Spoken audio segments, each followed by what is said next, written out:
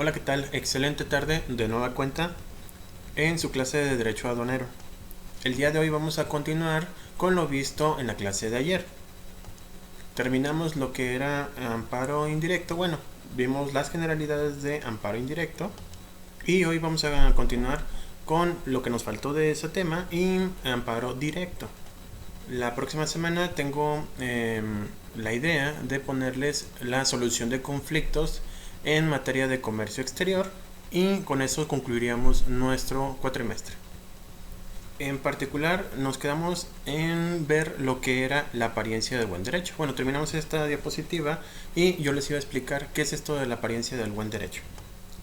Consiste en la presunción de que existe un fundamento legal para emitir una medida precautoria, que en este caso es que se conceda la suspensión provisional del acto reclamado mientras se resuelve el juicio de amparo indirecto, en donde existe un conocimiento preliminar del juez con el objetivo o el objeto de resolver acerca de la probable existencia de un derecho discutido, es decir, el juez evaluará entre la apariencia del buen derecho y por otro lado la posibilidad de la afectación del interés público. Este principio tiene su fundamento en el artículo 107, fracción 10 de la Constitución Política de los Estados Unidos Mexicanos. ¿Y qué significa todo esto? En materia penal se le conoce como presunción de inocencia. Y lo pongo de una manera muy análoga porque tiene obviamente sus diferencias. Cuando ustedes realizan algún acto, se entiende que todo lo que ustedes están realizando está conforme a derecho o lo están haciendo con las reglas del derecho. La autoridad administrativa tiene que comprobar o debió comprobar de que todo lo que realizó es porque hay una infracción o existe una violación a las normas aduaneras. El ejemplo es el embargo. Cuando se embarga a un comerciante su mercancía es porque en teoría incumple con una infracción, o mejor dicho, violenta la norma y por eso comete una infracción. Luego entonces, cuando se pide una medida precautoria, es decirle al juez de que lo que está haciendo la autoridad administrativa, para empezar, está en contra de los derechos de la persona a quien se le está afectando, es decir, a su cliente o al interesado o a ustedes mismos. Y existe una duda razonable respecto a que lo que está realizando la autoridad es vaya en contra de la ley y le está perjudicando sus derechos. Lo que les decía, el hecho de que me embarguen alguna mercancía pudiese tener la posibilidad de que el procedimiento que está haciéndose en el embargo sea ilegal y a mí me está afectando el derecho de utilizar esa mercancía para poderla vender. Entonces el juez lo que va a hacer es ponderar la situación. Si la mercancía es perentoria o bien es muy delicada, lo que va a hacer el juez es determinar: prefiero que se le embargue y pierda su mercancía, o bien que se le entregue la mercancía para que realice todo para que haga la compraventa, y al final, si existe una infracción, con la venta puede pagarse aquella infracción o la sanción que se le vaya a dar. Entonces el juez va a sopesar si le deja la mercancía o no. Obviamente hay algunas mercancías que, aunque se pida la medida precautoria, pues no se le va a conceder. Por ejemplo, cuando se tratan de psicotrópicos, obviamente exista alguna sustancia que sea prohibida. Aquí el juez lo que le va a decir es de que el interés público es superior a los intereses particulares de estas personas. ¿Qué es lo que va a pasar? Si se concede la medida precautoria, la situación de la mercancía va a quedar intacta a beneficio del comerciante.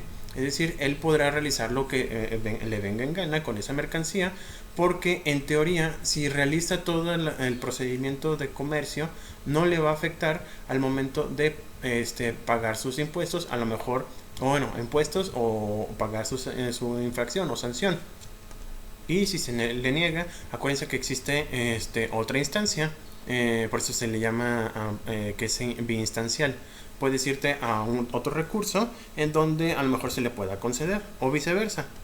La autoridad también tiene la posibilidad de irse a una segunda instancia en donde revoque la medida precautoria que se le realizó al comerciante, a su cliente o interesado. Y aquí en esta diapositiva lo explico mejor.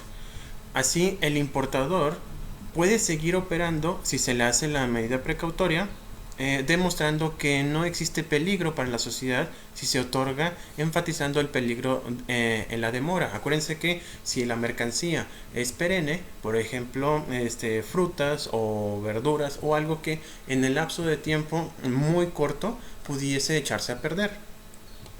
Y esto implicaría la pérdida de la mercancía, o posiblemente la pérdida de empleos y la propia empresa, porque si hizo una inversión muy grande a esa mercancía y cuando llega se la embargan, el lapso de tiempo, el lapso mejor dicho, que se dé entre que se le entrega la mercancía y la pueda vender, pudiese ya perder la calidad original.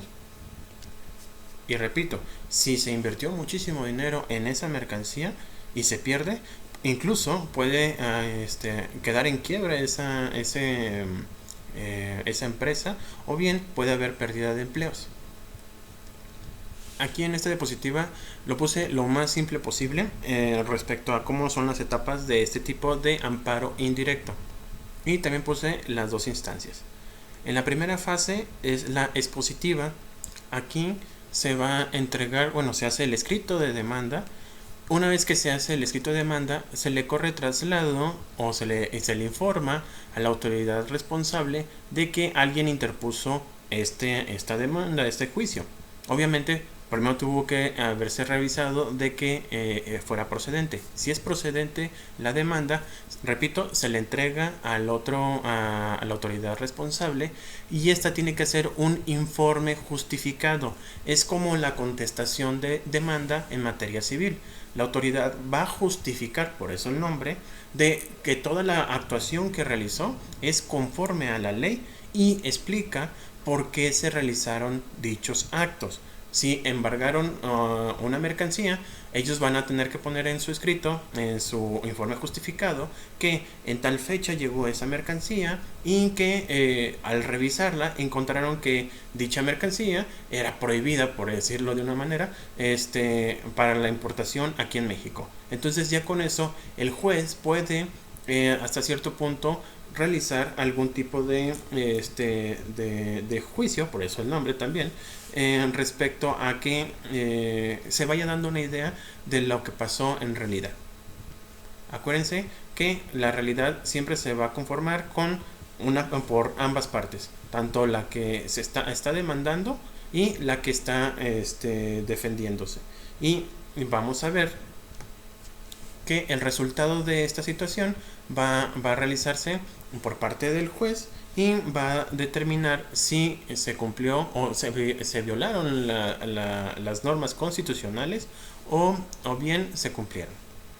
Luego entonces vamos a ver también en esta parte lo que son los alegatos de terceros. Hay muchas veces que hay terceras personas que en el conflicto resultan perjudicadas o resultan beneficiadas si no se da. El ejemplo que les puedo poner es no solamente en el embargo, cuando se subasta alguna mercancía. Si existe este juicio y resulta ser de que ya se subastó, por así decirlo, un carro importado, el tercero que compró ese carro, pues si se lo devuelven a quien está demandando, pues le va a perjudicar en su esfera jurídica. Entonces aquí también existe la posibilidad de que aquella persona que por el conflicto que hay entre la autoridad y el demandado resulte afectado en su patrimonio o en su esfera jurídica. Por otra parte, siempre en materia de amparo, como existe algún perjuicio, pudiera haber algún perjuicio ante la sociedad, siempre se le va a dar vista al Ministerio Público. Acuérdense que en este juicio no solamente hay una controversia entre el demandado y la autoridad, sino también existe un supuesto perjuicio ante la sociedad. El hecho de que esa mercancía llegue a estar aquí en México pudiese afectarle a algunas personas. Entonces el MP o la fiscalía deberá de presentar sus pros o contras. Vamos, es como una opinión, es como una especie de consulta al MP para que el juez lo tome en cuenta y posiblemente se le pueda dar, por ejemplo, las medidas precautorias al demandado y que se le quite el embargo. La siguiente fase es la probatoria. Aquí está muy sencillo, está el ofrecimiento y preparación de las pruebas. Bueno, en el escrito inicial, por parte del demandado, va a presentar las pruebas de que él cumplió con todo, con todos los documentos y los va a presentar aquí. Asimismo, cuando se hace el informe justificado, también la autoridad va a presentar pruebas de que efectivamente se cumplió con lo ordenado por la ley. Posteriormente hay una audiencia. Esa audiencia se llama constitucional porque es el artículo 143 de la ley de amparo. Con relación al artículo 14 constitucional, habla de que si siempre se le tiene que dar a la persona perjudicada su garantía de audiencia, pues en este procedimiento aquí se cumple con siempre se va a cumplir con esa premisa. En dicha audiencia lo que va a pasar es que se van a desahogar las pruebas, las que se tengan que desahogar, o bien por su naturaleza se desahoguen por sí mismas y posteriormente se van a hacer los alegatos. ¿Qué son los alegatos? Son como conclusiones realizadas por ambas partes para determinar de que lo que están diciendo es verdad. Es decir, que se hace una especie de silogismo. Se presentan los hechos, se presentan las pruebas y al final cada una de las partes va a decir, conforme a lo relacionado con las pruebas y con los hechos, se puede ver evidentemente que hubo ya sea un perjuicio por parte de la autoridad o la autoridad pueda defender lo que realizó. Después de eso hay una etapa de decisión y esa se va a hacer a través del juez. El juez va a tomar todos los elementos y de manera objetiva va a responder a cada una de las peticiones de cada una de las partes y va a determinar qué es lo que va a suceder con posterioridad. Y lo va a realizar a través de una sentencia. Esa sentencia puede pueda determinar que la autoridad tuvo razón o bien se protege y ampara. De hecho así siempre lo van a encontrar en materia de amparo. Siempre van a decir la justicia de la Unión ampara y protege a la persona que presentó el escrito contra la autoridad y actos precisados en dicha sentencia. Posteriormente existe la ejecución. Si en este caso hubo un embargo, lo que se va a ordenar por parte del juez es de que se libere la mercancía y se le entregue al cliente o en este caso al demandado. En ambos casos, es decir, en la sentencia cuando vaya a favor de su cliente o en contra de él, si es a favor, quien iría sería la autoridad. Y si es en contra, ustedes irían a lo que es el recurso de revisión y agravios. Si es así, primero se tienen que entregar ese recurso de revisión al propio juez que determinó la sentencia. ¿Ok? Le va a dar vista a la otra parte que supuestamente obtuvo la sentencia. Si fue a favor del cliente, va a notificarlo a este mismo, y si fue a favor de la autoridad, el juez le va a informar a la autoridad responsable. Aquí hay algo muy importante que sucede en México. Cuando la importancia de este hecho o estos sucesos son muy trascendentes por parte del Poder Judicial, quien va a revisarlo va a ser la Suprema Corte de Justicia de la Nación. Muy pocas veces llega hasta allá y será muy pero muy contado esta situación. Pero, y repito, si por alguna razón es muy importante, llega a la Suprema Corte. Lo ordinario es que se vaya al Tribunal Colegiado de Circuito. Ellos lo primero que van a hacer es un análisis de procedencia y admisión de este recurso de revisión, es decir, lo va a revisar. Ojo, nada más va a ser del procedimiento que hizo el juez, si estuvo bien o estuvo mal. O bien, si se trata de una interpretación de la Constitución o de los tratados internacionales. Si no está, o sea, si no corresponde al debido procedimiento del juez federal y no hay una interpretación constitucional o convencional, se va a desechar este tipo de revisión. Aquí de nueva cuenta se le da vista al Ministerio Público para ver si lo que a su derecho corresponda. Les soy sincero, la gran mayoría de las veces no responde o responde que se adhiere a lo que diga la autoridad competente o responsable y así evitarse problemas. Como aquí ya no hay pruebas ni alegatos que dar, sino solamente va a investigar si se dio un buen procedimiento y si hay una interpretación de la Constitución, lo que va a determinarse posteriormente es el proyecto de resolución. En eso se va a hacer una sesión, el tribunal en pleno, generalmente, obviamente el tribunal son 3, como lo vimos en el video de la semana pasada. Hay una persona que se va a encargar de proponerlo al pleno y bueno, no una persona, uno de los magistrados es el magistrado ponente. Va a presentarlo a los otros 2 magistrados su proyecto y se va a votar. Si están a favor, lo van a votar por mayoría o por unanimidad de votos. Si queda por mayoría, se da a lo mejor el voto particular de uno de ellos y ellos van a determinar si hubo violación o no hubo violación en el procedimiento o hubo una interpretación errónea por parte del juez federal. En esa sesión se vota y se presenta y posteriormente se hace la ejecución de esa sentencia.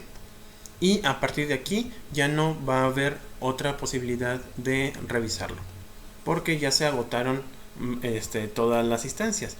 La idea es de que si ya todo el mundo te dijo que está mal, pues pues está mal. No sé, suena muy absurdo. Bueno, no absurdo, sino suena muy trágico, pero es verdad. Si la propia autoridad responsable te dijo que no, la sala especializada te dijo que no, el juez federal te dijo que no, y si el tribunal contencioso colegiado de circuito otra vez, el tribunal colegiado de circuito también te dijo que no, alguien está mal. O bien la verdad jurídica está en contra tuya, definitivamente.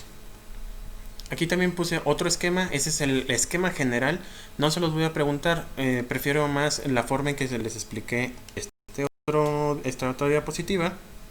En el peor de los casos, lo que les voy a preguntar es qué consiste, por ejemplo, la etapa expositiva.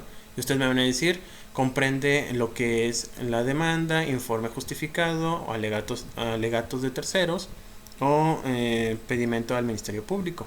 Bueno, no se lo voy a poner así. Más bien, en la pregunta de opción múltiple, les voy a preguntar, forma parte de la etapa expositiva. Entonces, yo les voy a poner, supongámosle, la respuesta va a ser ofrecimiento de pruebas, sentencia o demanda. Y ustedes van a poner demanda. ¿Va? Continuando con la clase, ahora nos toca lo que es amparo directo. Es muy común que nosotros consideremos el amparo como una panacea a cualquier problema legal. Ustedes lo han visto en los periódicos, en las noticias, de que una persona salió porque se amparó contra la demanda que tiene ante la fiscalía.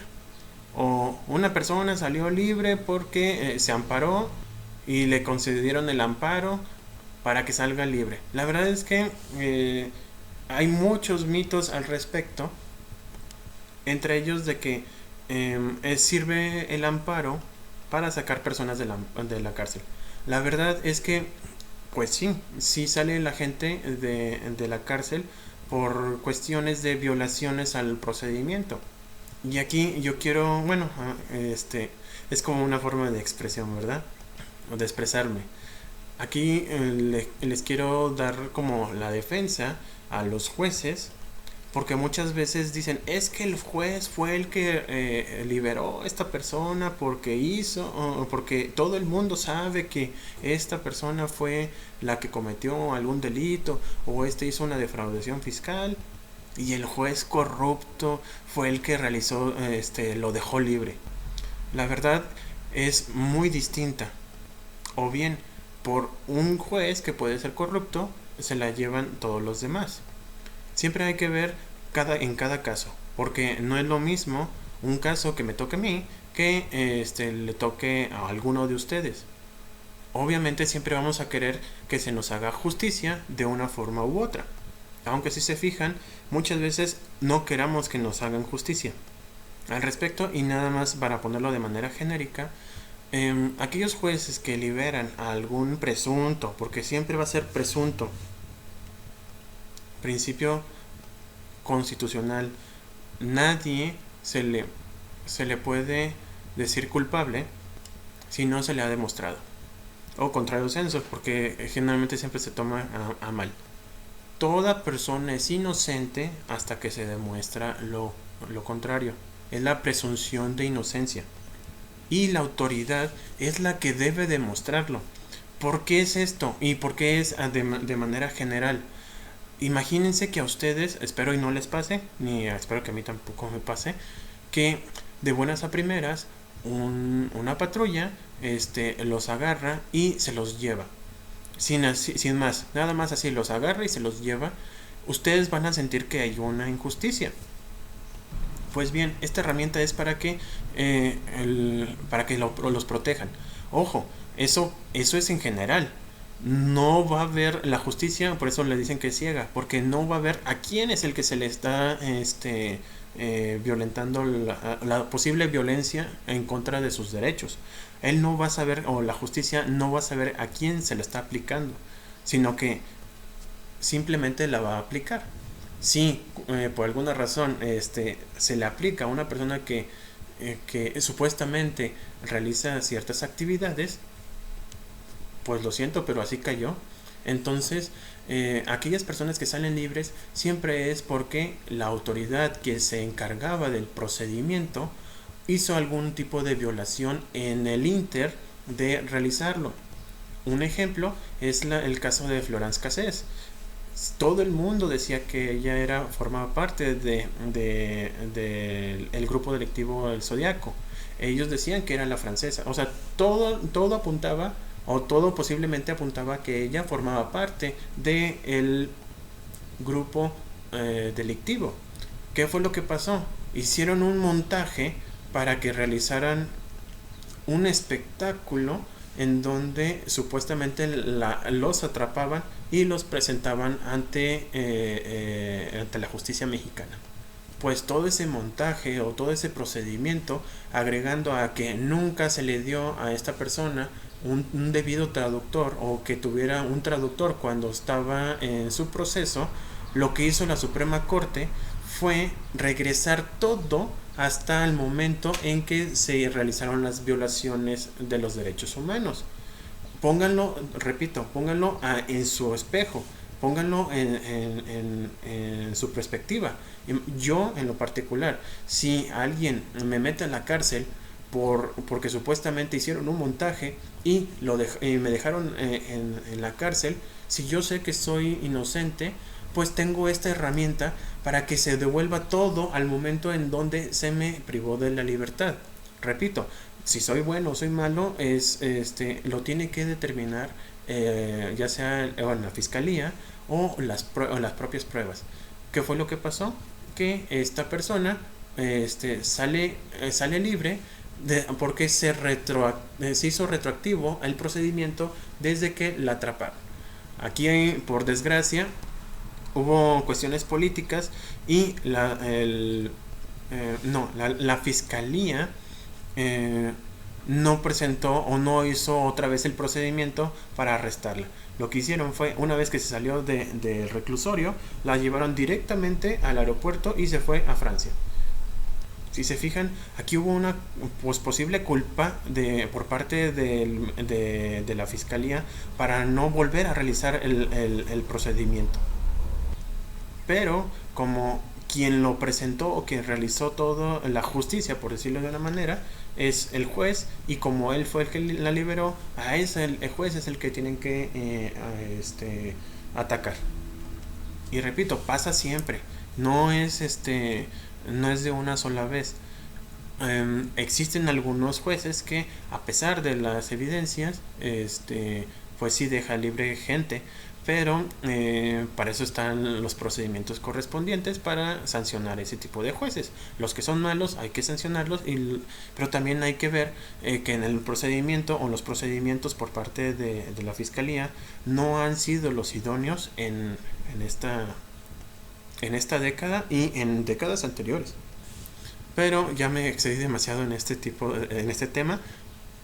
Pero bueno, lo que estoy diciéndoles aquí es repetitivo. Lo que hemos visto en redes sociales, periódicos, es de que alguien salió libre porque el juez lo dejó salir. La verdad, repito, es que falta mucha cultura jurídica en México al respecto, y sobre todo que se cambien ese tipo de ideas. Ustedes dentro del comercio internacional van a tener que lidiar con algunas situaciones en materia de amparo directo. Repito, es una herramienta muy importante, hay que saberlo utilizar, hay que tener algunos abogados que puedan llevar este tipo de situaciones. No es muy sencillo llevar este tipo de juicios porque es muy técnico, y ustedes tienen que sopesar ciertas situaciones para saber manejar este tipo de casos. Pues bien, existe siempre un constante riesgo de una posible vulneración de los derechos humanos. Ya les dije, en cualquier momento alguien puede llegar y recoger, o cualquier autoridad puede llegar y recogerle sus mercancías, o bien cuando se haga a través de comercio exterior, cuando importan algo, pues resulta ser de que les imponen un PAMA, se van a la sala especializada y también pueden perder ese juicio.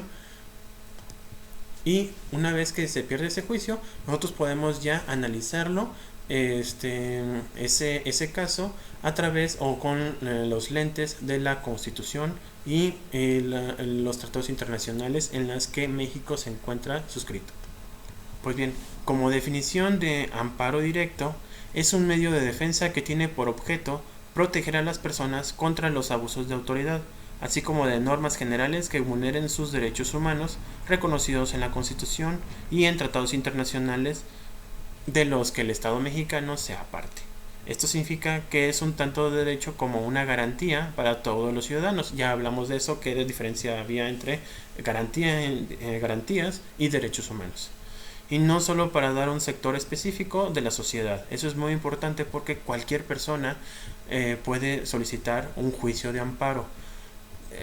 Existen algunos amparos, repito, que son muy técnicos, sobre todo cuando son resoluciones de autoridades. Pero cuando son amparo indirecto o cuando son a través de procedimientos administrativos, son tan simples la forma de presentarlos como poniéndolo en un papel en blanco y un lápiz, incluso con un lápiz. Con el simple hecho de que haya una posible vulneración de sus garantías o derechos humanos, ustedes lo presentan, en este caso, si es amparo indirecto, ante el juez federal, y el juez federal, sin importar su clase social, raza, cultura, etc., esta persona, este juez, va a ir a buscar a aquella autoridad que esté violentando los derechos. Bueno, en el amparo directo las personas que intervienen son la quejosa, bueno, le llamamos así, quejosa, puede ser el demandado o digo, la parte que demanda, quien denuncia, pero aquí generalmente le ponemos como quejosa. Es el titular de un derecho subjetivo o de interés legítimo, el cual es afectado por un acto u omisión de la autoridad responsable o una norma general en relación a sus derechos humanos. Luego está la autoridad responsable, que es la parte de quien emana el acto reclamado y contra quien se demanda la protección de justicia federal en el amparo. Están los terceros interesados, que son los que vimos en el esquema.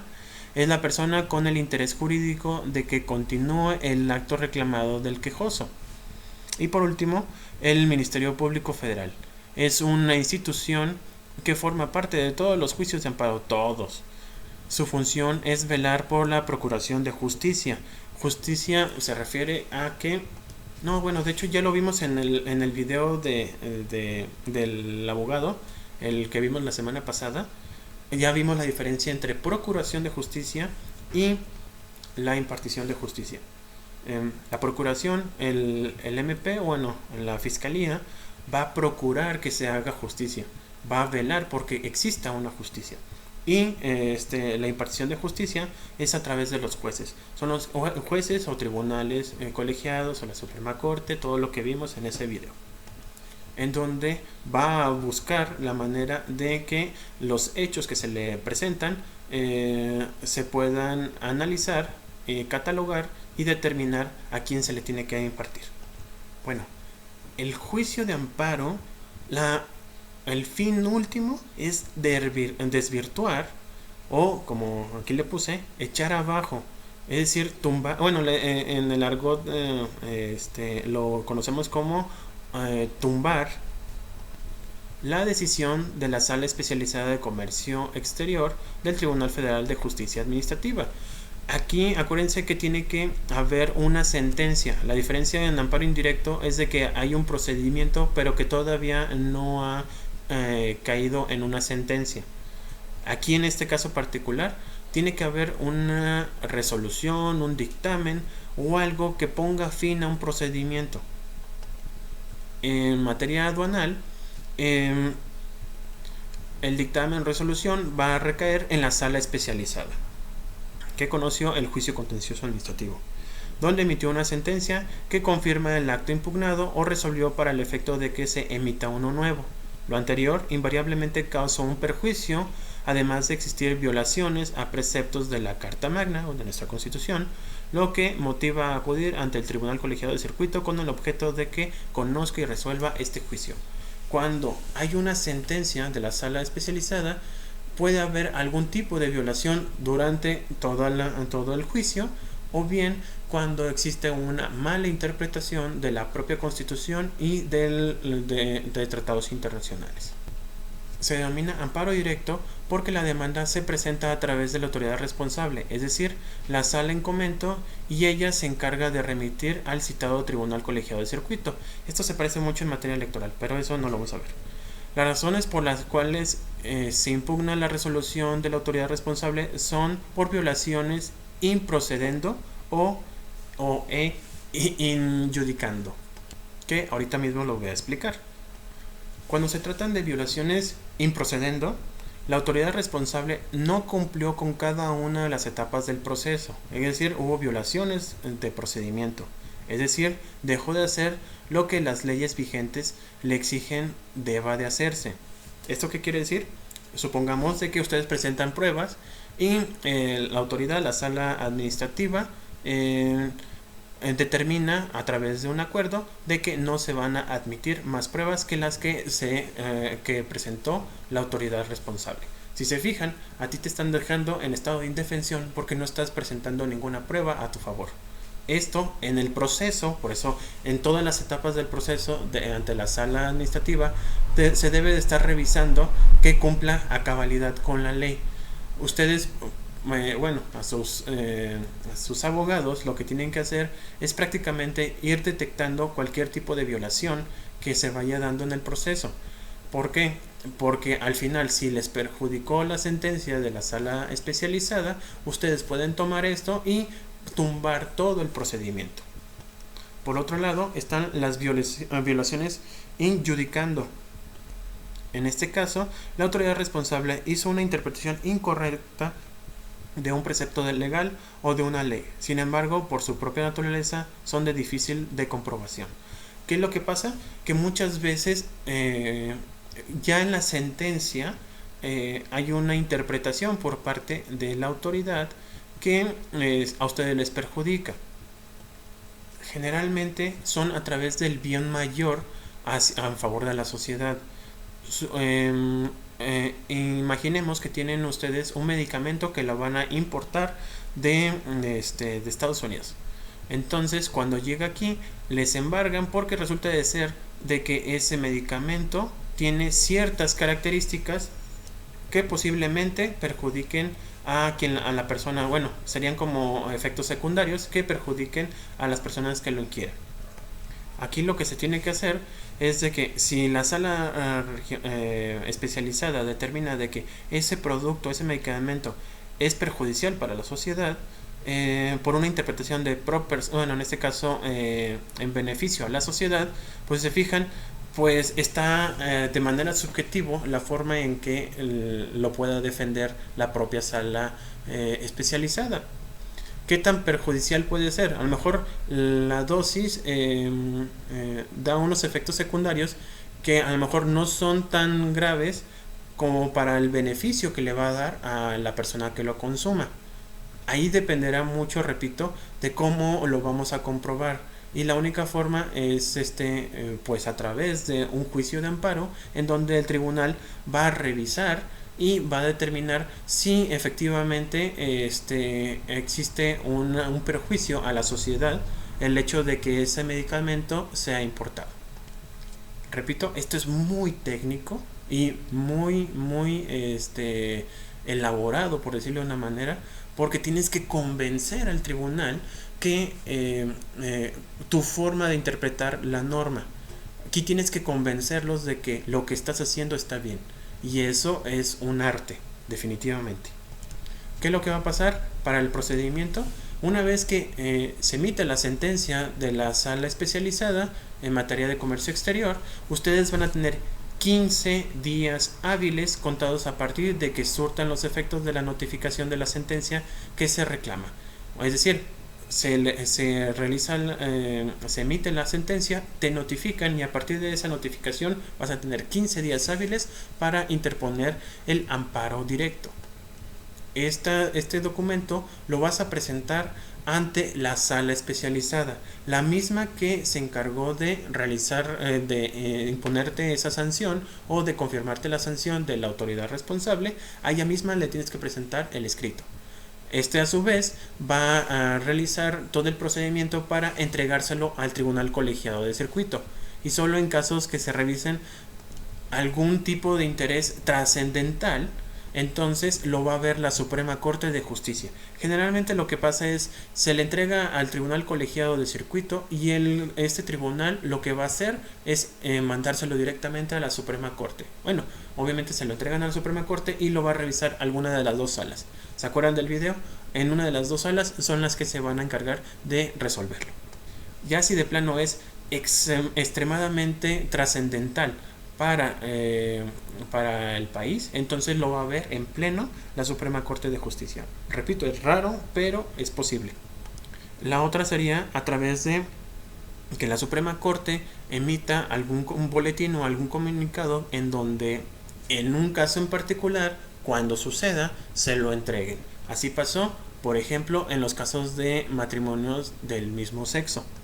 Si se fijan, era bueno, todos los casos en particular eran, se puede decir que eran casos de cada uno de los estados. Sin embargo, quería homologar criterios la Suprema Corte, y lo que hizo fue atraer todos los que fueran posibles para que actualmente se haya realizado una jurisprudencia en donde se emita, o más bien se emitió un criterio respecto a este tipo de matrimonios. Y la otra es cuando lo pide el procurador general, bueno, en este caso el fiscal general de la República. Repito que todavía no han cambiado, ya se ve mejor. es que en la ley de amparo todavía no lo han modificado. O a petición de la Fiscalía General de la República. Ellos pueden solicitarle a la Suprema Corte de que revise un caso en particular. Actualmente, bueno, hay varios, pero ahorita que estoy analizándolo, está por el consumo de psicotrópicos como de forma recreativa. Actualmente ya se ha aprobado 2 casos. Recuerden que hasta el quinto es cuando se genera jurisprudencia. Y creo que, bueno, todavía no se da, pero lo más probable es que se vaya a dar en un momento determinado. En conclusión, la sentencia que se dicte en este juicio puede tener como resolución que se conceda el amparo y protección de la justicia de la Unión. Lo que les decía, va a decir, punto resolutivo segundo, se concede el amparo y protección a fulano de tal por la justicia de la Unión. O la justicia de la Unión ampara y protege a fulano de tal en contra de los actos realizados por esta autoridad, en este caso la sala especializada. Y ahí mismo va a decir qué efectos tiene. En este caso puede ser restituir al quejoso en el pleno goce de sus derechos y restablecer las cosas en el estado en que se encontraban antes del acto reclamado, o para el efecto de que se emita una nueva sentencia en donde la autoridad responsable estudie de nueva cuenta el caso planteado en el juicio contencioso administrativo para que se declare la nulidad lisa y llana del acto impugnado y así restituirle al gobernado en el pleno uso de sus derechos, goce de sus derechos. ¿Qué es lo que va a pasar? En la propia autoridad puede anular completamente todo, como si nunca hubiera pasado algo porque desde un principio no hubo alguna violación. O bien, no hubo ninguna infracción por parte de su cliente interesado o su persona. La otra sería de que se realice una declaración de nulidad lisa y llana, es decir, se restituye todo como si nada hubiera pasado, pero se le da la oportunidad a la autoridad de volver a hacer el procedimiento. La verdad es que cuando tienen suficiente cizaña, la autoridad, lo que va a pasar es de que lo va a volver a hacer. No siempre se hace, pero cuando ya está, por así decirlo, enojada la autoridad con esta persona, lo va a volver a hacer. Esto se los digo así como en secreto, ¿verdad? Pero es la realidad. Y ya por último, también puede ser que se niegue o se pueda negar dicha protección de la justicia de la Unión, sentencia en la cual no cabe recurso ni medio de defensa legal alguno, por lo que es necesario hacer un estudio de la parte de la sentencia que causa perjuicio y viola los derechos consagrados en la Constitución, a efecto de exponer la controversia de procedimiento de fondo cometidas por la autoridad responsable, donde se expongan las infracciones correlativas a las percepciones constitucionales correspondientes. Tienen que ser muy claros, repito, es su última oportunidad en la justicia mexicana para poder resolver su caso. Entonces tienen que prepararlo muy bien. Su abogado o quien ustedes contraten tienen que estar en plena conciencia de que si se trata de una interpretación hay que convencer al tribunal colegiado. Si se trata de una violación de procedimiento en el juicio, lo que van a hacer es buscar la manera de que se fije el tribunal en esa situación. Hasta aquí vamos a terminar nuestra clase. Muchísimas gracias por su atención y nos vamos a ver en su última semana como clase para ver lo que es la solución de conflictos en comercio internacional a través de tratados internacionales. Vamos a ver unos muy breves y ya con eso van a concluir con su cuatrimestre y por ende también de su licenciatura. Excelente tarde de nueva cuenta y hasta la próxima semana.